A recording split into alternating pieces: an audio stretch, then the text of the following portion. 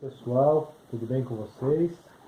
Então, mais uma vez aqui, a gente fazendo nosso vídeo caseiro aqui, que todas as semanas tiramos um tempo para estudar a Bíblia, para meditar um pouco na Palavra de Deus.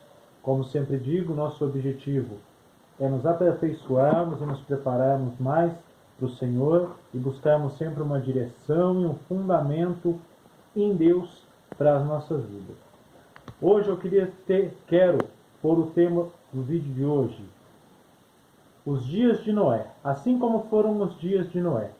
Isso daqui está em Mateus capítulo 24, versículo 28, diz assim: porque assim como nos dias anteriores ao dilúvio, comiam e bebiam, casavam-se e davam-se em casamento, até o dia em que Noé entrou na arca. Não perceberam senão quando veio o dilúvio e os levou. Assim será também a vinda do Filho do Homem. Então Jesus está comparando aqui que o dia da sua vinda, o dia da sua volta, vai ser como os dias de Noé. As pessoas estavam lá vivendo a sua vida, estavam lá vivendo as suas vidas normais, de maneira normal. As pessoas estavam vivendo a sua vida de maneira normal, casando, dando-se em casamento, comprando, vendendo, até o dia que Deus falou, é a hora. Até a hora que chegou o tempo de Deus e estabeleceu ali o juízo, o dilúvio. E Jesus disse assim, como foram os dias de Noé, vai ser a minha vinda. As pessoas vão ser pegas de surpresa. Muitas pessoas serão pegas de surpresa, porque aqueles que estão em Deus, eles não serão pegos de surpresa, a palavra nos diz, porque nós já estaremos esperando a vinda do Senhor. E eu quero estudar rapidamente um pouco de como foi os dias de Noé, para que nós tenhamos uma ideia, para que possamos fazer uma comparação de como foram os dias de Noé e como têm sido os dias de hoje. Tudo bem, Jesus já disse que as pessoas estavam vivendo suas vidas de maneira normal, casando, comprando, vendendo, mas teve mais coisas que aconteceram nos dias de Noé, que atraíram a ira de Deus sobre aquelas pessoas e que trouxe o julgamento. E são coisas que estão acontecendo também nos nossos dias. Estamos vivendo uma pandemia e todo mundo está falando do final dos tempos, não é? Então acho que seria interessante estudarmos isso. Gênesis capítulo 6 diz assim: como se multiplicando os homens na terra, nasceram-se filhas. E vendo os filhos de Deus que as filhas dos homens eram formosas, tomaram-se para si mulheres, as que entre todas mais lhe agradaram. Então disse o Senhor: o meu espírito não agirá sempre sobre os homens, pois este é carnal, e os seus dias serão 120 anos. 120 anos. Ora, naquele tempo havia os gigantes na terra. Também depois, quando os filhos de Deus possuíram as filhas dos homens, as quais lhe deram filhos, estes foram valentes, homens de renome da antiguidade. E viu o Senhor que a maldade do homem havia se multiplicado na terra, e era continuamente mau o desígnio do seu coração. Então, o que aconteceu aqui? Existem dois tipos de pensamentos, dois tipos de crenças para isso que está acontecendo, os filhos de Deus com as filhas dos homens. Existem aqueles cristãos que acreditam que a descendência piedosa de Sete se envolveu com a descendência de Caim e houve uma corrupção total. Aqueles que criam em Deus, que serviam a Deus, que eram os descendentes de Sete, se envolveram com os descendentes de Caim, que eram maus, eram ruins, e houve uma corrupção e Deus trouxe o juízo. Existem aqueles que acreditam que demônios tomavam forma de pessoas, tinham relações sexuais com outras pessoas e nasceram filhos e foram gigantes. Eu não vou entrar em detalhes aqui, eu tenho a minha crença sobre isso e acredito que você deve ter a sua. Se não tiver, pesquise, tem vários livros aí. Mas a questão é que, independente de qual das linhas de raciocínio aqui esteja certa, as duas têm acontecido na nossa geração. Um crescimento violento do ocultismo. E quando eu falo de ocultismo, não estou falando apenas daqueles que leem as mãos, aqueles que fazem um trabalho para arrumar um emprego, para fazer um mal para a pessoa. Mas eu estou falando de ocultismo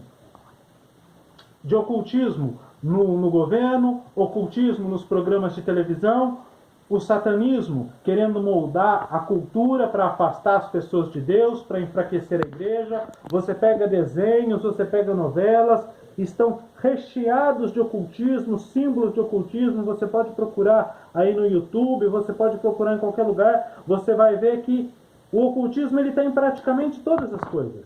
Governadores fazendo aliança, governos fazendo aliança com demônios para ocultar os seus crimes, fazendo leis para favorecer as coisas, as obras do diabo e para enfraquecer a igreja.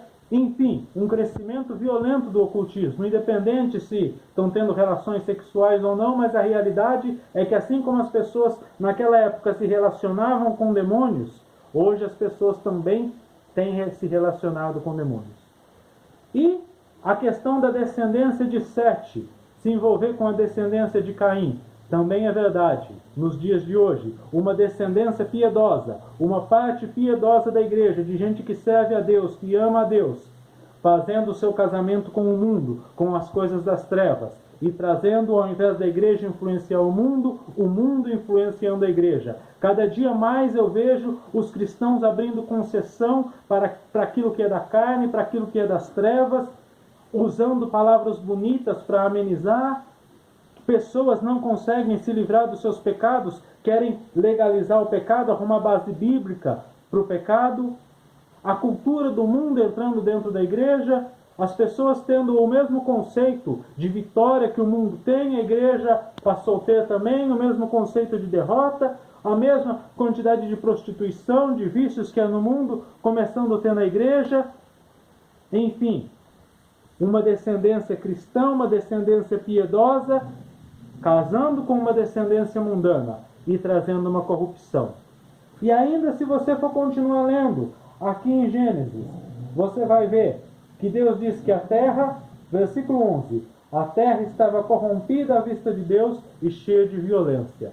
Também violência, eu não preciso falar nada, né? É só você ligar o noticiário que você vai ver. Eu sei que todas essas coisas trouxeram a ira de Deus sobre aquele tempo e trouxe o juízo de Deus. E os nossos dias não têm sido diferente.